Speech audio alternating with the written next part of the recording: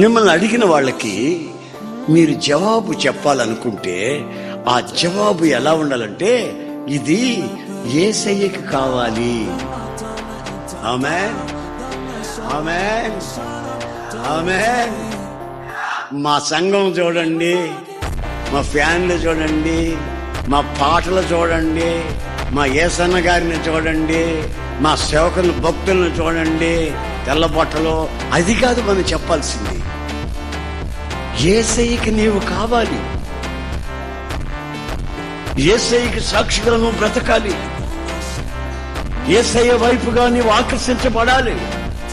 యేసయ్య అమూల్యమైన రక్తం చేత నువ్వు కడగబడి శుద్ధీకరించబడాలి అని యేసయ్యని ఫోకస్ చేసి, యేసయ్య వైపుగా మలిచి, యేసయ్యని ప్రస్తాపించి, యేసయ్య నామాన్ని ఘనపరిచామనుకో, ఆ ఘనపరిచిన ఆ ఘనత దేవుడు నీకు అనుగ్రహించి నిన్ను ఆశీర్వదిస్తాడు.